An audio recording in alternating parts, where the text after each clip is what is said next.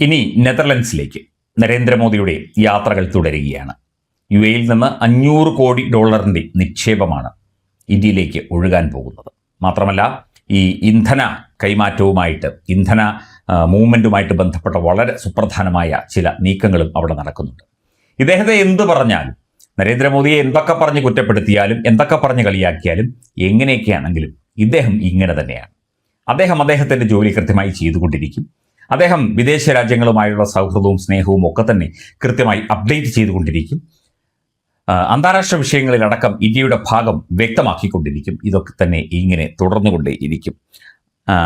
ചാണകം, തള്ള്, white wash, വെളുപ്പിക്കൽ, PR, നടൻ, നാട്യം തുടങ്ങി എണ്ണമറ്റ പദങ്ങൾ നമ്മുടെ കയ്യിലുള്ളപ്പോൾ നമ്മൾ വിദ്വാൻമാരും വിദുഷികളുമാണ് എന്ന് പറഞ്ഞ ഒരു സുഹൃത്ത് ഒരു കുറിപ്പെഴുതിയിരിക്കുന്നു. ഇദ്ദേഹം ഇങ്ങനെയാണ് എന്ന് ചൂണ്ടിക്കാട്ടിക്കൊണ്ട്. അയാൾ അങ്ങനെയാണ് ഭായ്. ഹേഗിൽ അയാൾ ഇങ്ങനെ പറഞ്ഞു: ഇന്ത്യ അവസരങ്ങളുടെ നാടാണ്. രാജ്യം അഭൂതപൂർവമായ ഒരു പരിവർത്തനത്തിന് വിധേയമായിക്കൊണ്ടിരിക്കുകയാണ്. അതിൻ്റെ അഭിലാഷങ്ങൾ ഇനി അതിർത്തികളിൽ മാത്രം ഒതുങ്ങില്ല. ഇന്ത്യ വലിയ സ്വപ്നങ്ങൾ കാണുകയാണ്. ഞങ്ങളുടെ യുവാക്കൾ ആകാശത്ത് എത്താൻ ആഗ്രഹിക്കുന്നു. ഇന്ത്യ പറയുന്നത് ഞങ്ങൾക്ക് പരിവർത്തനമല്ല, ഏറ്റവും മികച്ചത് വേണം, ഏറ്റവും വേഗതയേറിയത് വേണം എന്നാണ്. അതുകൊണ്ടാണ് പരിധിയില്ലാത്ത അഭിലാഷങ്ങൾ ഉള്ളപ്പോൾ ശ്രമങ്ങളും ഇന്ത്യയിൽ പരിധിയില്ലാത്തതായി മാറുന്നത്. ഇന്നത്തെ ഇന്ത്യ അഭൂതപൂർവമായ പരിവർത്തനത്തിന്റെ ഒരു ഘട്ടത്തിലൂടെ കടന്നുപോകുന്നു. ലോകത്തിലെ ഏറ്റവും വലുതും വിജയകരവുമായ AI ഉച്ചകോടിക്ക് ഇന്ത്യ ആതിഥേയത്വം വഹിച്ചത് നിങ്ങൾ അടുത്തിടെ കണ്ടിരിക്കണം. അതിനു മുൻപ് ഇന്ത്യ G20 ഉച്ചകോടിയും വിജയകരമായി നടത്തി. അതെ, ഇന്ത്യ മാറിയിരിക്കുന്നു അയാളിലൂടെ. അപ്പോൾ പിന്നെ സംഖ്യയല്ല ചാണകസംഖി എന്നൊക്കെ പറഞ്ഞ് ഇയാളെ എത്ര കളിയാക്കിയാലും അയാൾക്ക് ഒന്നുമില്ല. അയാൾ താടിയും നീട്ടി ഒരു പുഞ്ചിരിയുമായി ഒരു കണ്ണടയും വെച്ച് ലോകം മുഴുവൻ ഇങ്ങനെ സഞ്ചരിച്ചു കൊണ്ടിരിക്കും. ഇന്ത്യയിലുള്ളപ്പോൾ തീർച്ചയായിട്ടും ഇന്ത്യയുടെ കാര്യങ്ങൾ ഇവിടെ ഇരുന്ന് 24 മണിക്കൂറും നോക്കിക്കൊണ്ടിരിക്കും.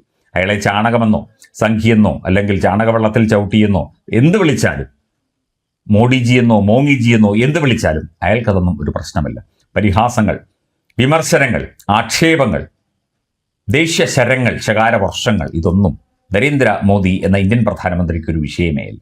അയാൾ പറയുന്നത് ഇതാണ്: ഇന്ത്യ മാറുന്നു, ഇന്ത്യ മാറിയിരിക്കുന്നു, ഇന്ത്യ അഭൂതപൂർവമായ ആകാശത്തേക്ക് ലക്ഷ്യം വയ്ക്കുന്നു. ഞങ്ങളുടെ യുവജനത ലോകത്തിനൊപ്പം ചേരുന്നു, ലോകം ഞങ്ങളിലേക്ക് എത്തുന്നു. ഇത് സത്യമല്ലേ? അയാൾ എന്തും പറഞ്ഞുകൊള്ളട്ടെ, എന്തും ചെയ്തുകൊള്ളട്ടെ, അല്ലെങ്കിൽ അയാളെ എന്ത് വേണമെങ്കിലും പറഞ്ഞുകൊള്ളൂ, എന്ത് വേണമെങ്കിലും ചെയ്തുകൊള്ളൂ. പക്ഷേ അയാൾ ജീവിക്കുന്നത് ഇന്ത്യ എന്ന രാഷ്ട്രത്തിന് വേണ്ടിയാണ്, ഇന്ത്യ എന്ന രാഷ്ട്രത്തിലെ ജനങ്ങൾക്ക് വേണ്ടിയാണ്. അത് എല്ലാവർക്കും ബോധ്യമായില്ലെങ്കിലും ബോധ്യം ആയവർ പിന്നീടുണ്ട്. അതാണ് ഈ മോദി എഫക്റ്റ് എന്ന് പറയുന്നത്. രാഷ്ട്രീയത്തിൽ അദ്ദേഹത്തെ എന്തെങ്കിലുമൊക്കെ പറയുമായിരിക്കും, പക്ഷേ മോദി എന്നാൽ ഒരു വികാരമാകുന്നത് അങ്ങനെയാണ്. അയാൾ രാജ്യത്തിൻ്റെ ഒരു അവിഭാജ്യ ഘടകമായി എന്നേ മാറിക്കഴിഞ്ഞു. അയാളെ ചാണകസംഖ്യയെന്ന് ഇനിയും വിളിച്ചുകൊള്ളൂ. അയാൾ ചിരിച്ചുകൊണ്ട് അതെല്ലാം കേട്ടു നിൽക്കും.